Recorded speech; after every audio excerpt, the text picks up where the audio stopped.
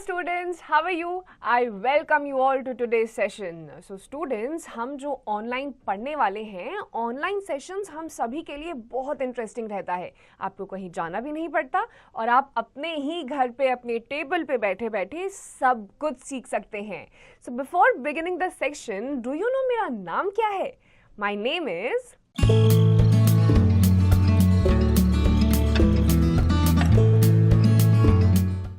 Right, my name is Simran and I am going to be your teacher for this particular subject.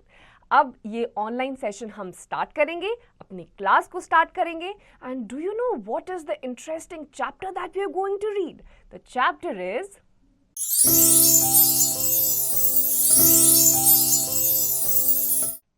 Hello students, I welcome you all to today's session. I hope all of you are doing perfect at your places. Today's topic is health and hygiene. In this lesson, we will learn importance of cleanliness, cleanliness of our body and cleanliness of our surroundings. Get going. Should we keep a house clean? Yes. Is it sensible to clean the ear with a hairpin? No. Ear hairpin से या किसी भी pin से कान साफ नहीं करने होते. Why should we cover our nose and mouth while sneezing? छींकते हुए कवर इसलिए करना होता है ताकि एयर में बैक्टीरियाज सस्पेंड ना हो. Reading time. Cleanliness is one of the most important practice of or for a clean and healthy environment. It can be related to personal or public hygiene. It is important for everyone to learn about cleanliness, hygiene, sanitation and the diseases caused by poor hygienic conditions. Cleaning is removal of dirt from an object or an area. It can be done with the help of a soap or a detergent. It helps to remove the germs that causes illness and diseases. And hygiene is the practice through which people maintain good health by keeping themselves and their surroundings clean. तो basically cleanliness का मतलब क्या होता है? अपने आप को साफ सुथरा रखिए, आसपास के एरिया को साफ सुथरा रखिए, अपनी हेल्थ को भी मेंटेन रखिए, एनवायरनमेंट की सराउंडिंग को भी एनवायरनमेंट को भी हेल्दी रखिए जिससे कि आप इन टोटल हाइजीनिक भी रहेंगे, साफ सुथरे भी रहेंगे, बीमारियां भी आपको नहीं होंगी and you will be good to go. So cleanliness of our body. Before moving ahead, let's have science in context. An upside down image of the object is formed at the retina in the eye. It is sent to the brain which helps us to see it upright. अब कोई भी चीज़ आपको जो दिखाई देती है वो आपकी आंखों के रेटिना में उल्टी दिखाई देती है, बट जैसे ये सिग्नल ब्रेन पे पहुंचता है, ब्रेन सिग्नल रिसीव करता है, हमें वो चीज़ सीधी दिखाई देती है. Now let's begin with cleanliness of our body. Since our early years, we develop habits of one or the other kind. Good habits enable us to maintain a strong and healthy body. Personal health and healthy habits include cleanliness and care of body, skin, hair, eye, nose, ear, mouth, teeth, etc. It is not only gives us a good and pleasant appearance but also helps us to prevent diseases. तो बचपन से लेकर जहाँ तक भी आपकी as पहुँचती है, बहुत सारी अच्छी बुरी आदतें आप में आती हैं. उसमें से एक आदत है साफ सफाई को मेंटेन रखना. ये एक आदत है जो हर किसी में irrespective of the age and the gender or the place you are living in, cleanliness की आदत आपकी होनी ही चाहिए. इससे ना केवल आपकी बॉडी बाहर से अच्छी लगेगी बल्कि आपको इंटरनली भी अच्छा लगेगा, कॉन्फिडेंस आएगा और आपकी बॉडी डिजीज फ्री भी रहेगी. Here are some ways how we can keep our body clean. For eyes. Eyes are one of our most precious sense organs. They help us to admire the beauty of the world around us. So it is very important to take proper care and protect our eyes from the injuries and infections. They must be regularly cleaned. Direct contact with the sunlight must be avoided. अब आपकी eyes इतनी सुंदर सुंदर आँखें होती हैं, आसपास की सुंदरता को देखने के लिए आपकी आंखों की बहुत ज़्यादा ज़रूरत है. तो इतनी सुंदर दुनिया बनाई है और देखने के लिए बनाई है, तो उसके लिए आपको अपनी आंखों को साफ सुथरा डिजीज़ फ्री रखना पड़ेगा. जिसके लिए क्या करना पड़ेगा? रेगुलरली ठंडे पानी से उसे साफ करते रहिए. खुजली होती है, रब नहीं करना है, ठंडे पानी से मुंह धो लेना है. Ears enable us to hear all the pleasant music sounds and the unpleasant yelling noise sounds. While bathing, we must wash our ears regularly. We must take care that the water does not enter the ears.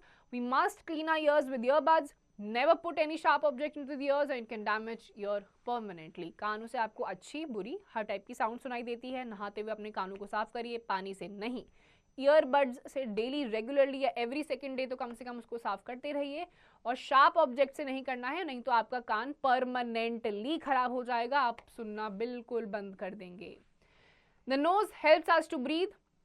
The fine hair inside the nose trap dust particles in the air and help us to breathe clean air. It also helps us to smell the things around us. It is a very sensitive organ. Blocked nose does not allow us to smell properly. Hence, we must keep the nose clean by blowing it gently. Never blow too hard as the blocked air can go to the ears and damage them. Use a clean handkerchief to clean the nose. अब नाक को भी साफ रखना जरूरी होता है. बहुत बीमारियां नाक से एंटर कर सकती हैं. कैसे रख सकते हैं? नाक को साफ रखिए, जेंटली ब्लो करिए. ज्यादा अगर हार्ड आप ब्लो करोगे तो जो ब्लॉक्ड हवा है वो कानों में चली जाएगी, कानों को डैमेज कर देगी. जेंटली ब्लो करिए, हैंकरचिफ रखिए और साफ रहिए. Activity 1. blindfold a child. Place some edible items before him or her like cucumber, apple, grapes, etc. Ask your friend to eat them and identify which item is what. How many were correct? Blindfold कर दीजिए अपने दोस्तों की आंखों में पट्टी बांध दीजिए. क्यूकम्बर, टमेटो को भी फ्रूट आइटम्स लेकर आइए, टेस्ट करवाइए और आंखें बंद करके उनको बोलिए कि आइडेंटिफाई करके बताएं कौन सा आइटम है. Check yourself, name the following. अभी तक जितनी भी चीजें पढ़ी हैं, on the basis of that you have to answer them. Then we have the skin. The skin is the outer covering of our entire body. It helps us to feel the things. It protects our internal organs also. To keep the skin clean, we must have a bath regularly. Bathing with soap and rubbing with a towel to dry up removes the dirt. If the skin gets dirty, allergies and illness develop. Our hands, feet and nails must also be clean and tidy. अब skin है, outer part है, daily नहाइए, साबुन से धोइए अपने आप को, पानी साफ सुथरा पानी यूज करिए, अच्छे सुंदर साफ सुथरे टॉवल से साफ करिए, आपकी बॉडी और स्किन भी साफ रहेगी. The teeth give shape to our face and help us in speaking. We must brush our teeth twice a day, morning and at night, using a good toothpaste. Eating too many sweets and chocolates cause tooth decay. Rubbing the gums after brush in removes or improves the blood circulation in the gums and improves the dirt from them. Rinse the mouth after eating anything. Visit a dentist regularly. अब दांतों से आपका face का structure भी maintain रहता है और आप बोल भी पाते हो. 2 बार ब्रश करना जरूरी है, सुबह और एक रात को, एक अच्छे खासे टूथपेस्ट से. और रेगुलरली डेंटिस्ट के पास विजिट करते रहिए, साल में कम से कम 2 बार. कुछ नहीं भी दर्द हो रहा है तो भी 2 बार डेंटिस्ट के पास जाइए ताकि आपका ओरल हाइजीन मेंटेन रहे. Science in context. The upper white part of the tooth is made up of enamel. It is the hardest substance in a human body. तो आपका जो कलर होता है, white part जो होता है टीथ का, it is the enamel. और पूरी बॉडी में सबसे ज्यादा हार्ड मटेरियल होता है. Activity 2. Follow these movements for proper cleanliness of the teeth twice a day. तो आपको क्या करना है? आपको अपने अलग अलग मूवमेंट्स को फॉलो करना है ताकि डेली 2 बार आप ब्रश करते हुए उनको फॉलो करें. Cleanliness of our surroundings. It is not important to live in a big house, but the house we live in must be clean from inside and outside. If the house is clean but the surroundings are dirty, we can fall ill. Dirt and garbage attracts germs. They cause diseases like typhoid, cholera and diarrhea. To keep ourselves healthy, we should keep our surroundings free from germs, mosquitoes and flies. Here is how we can do it. तो बड़े घर में रहना जरूरी नहीं है, छोटा घर हो, जैसा भी घर हो, आपका घर है, अंदर और बाहर से साफ सुथरा रहना चाहिए क्योंकि जहाँ पे गंदगी होती है वहीं पर 1000 तरीके की बीमारियां, टाइफॉइड, कॉलेरा, मलेरिया, डेंगू ऐसी बीमारियां फैलती हैं. तो घर चाहे छोटा हो या बड़ा रहना चाहिए साफ. Garbage must not be thrown carelessly. It must be discarded into the covered trash cans. We should use dustbins in schools and public places. Municipal truck carry the garbage away from the city. It is either burnt or dumped into the compost pits. It is gradually decayed into manure. तो अपने जो garbage है daily या weekly garbage को municipal corporation की गाड़ी में फेंकिए क्योंकि वो दूर कहीं कंपोस्ट पिट में जाके उसको जलाया जाता है और बाद में उसको मैन्योर में कन्वर्ट कर दिया जाता है. You must not allow rainwater or wastewater from our houses to collect in dirty puddles. Stagnant water is the breeding ground for mosquitoes. Dirty or waste water must be disposed through the drains or used to water plants, etc. Drains must always be covered. तो जो भी पानी है आसपास, घर के आसपास इकट्ठा नहीं होना चाहिए. मस्कीटोज ब्रीड करते हैं, उनसे फिर 10 तरीके की बीमारियां आती हैं. तो पडल्स रहने चाहिए साफ ताकि बीमारियां वहां पे ना हो. The homes of our pet and domestic animals should be kept clean. Dirt will attract flies that transmit germs from the dirt to our houses. Unhygienic living conditions of animals can make them sick. अब जिनके घर में pets होते हैं उनके घर भी साफ सुथरे रहने चाहिए क्योंकि जितने ज़्यादा जर्म्स उतने ही ज़्यादा बैक्टीरिया, और ऐसा खाना या ऐसे एनवायरनमेंट में जब एनिमल्स भी रहते हैं तो वो भी बीमार पड़ जाते हैं. The sanitation system must be clean and disinfected regularly. It keeps it free of flies and foul smell. We must not defecate it in the open areas.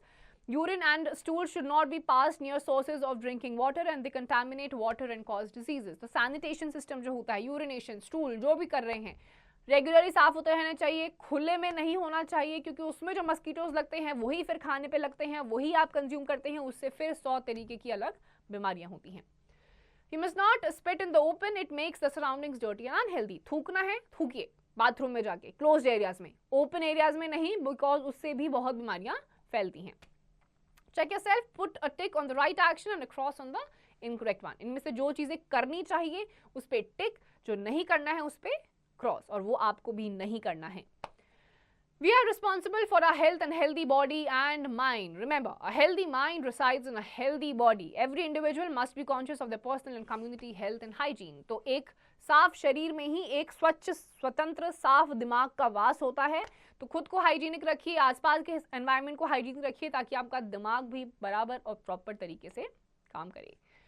Mind boggling. How is good sleep associated with a healthy body. तो आपकी body को आराम की भी proper जरूरत होती है. जैसे फोन यूज करते करते उसकी बैटरी डेड हो जाती है, उसको चार्ज करना पड़ता है, वैसे ही आपकी बॉडी भी थक जाती है. तो प्रॉपर उसको 8 घंटे की मिनिमम नींद देनी ही होती है, 6 से 8 घंटे की, ताकि आपका दिमाग उठे, आप फ्रेशली सारा काम कर पाओ.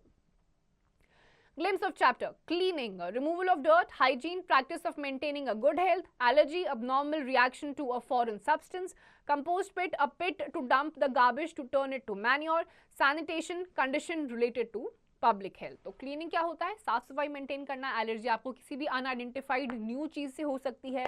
कंपोस्ट पिट में गार्बेज को मैन्योर में कन्वर्ट करा जाता है. एंड देन सैनिटेशन, जो आपकी पब्लिक हेल्थ से रिलेटेड कंडीशंस होती हैं.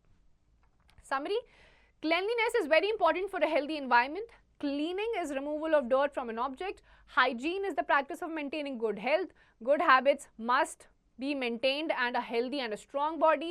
All body organs like eyes, ears, nose, skin, etc. must be cleaned regularly. We must visit a dentist regularly. Not only our house but our surroundings must also be clean. Garbage must be thrown in covered dustbins. Homes of our pet and domestic animals should be kept clean.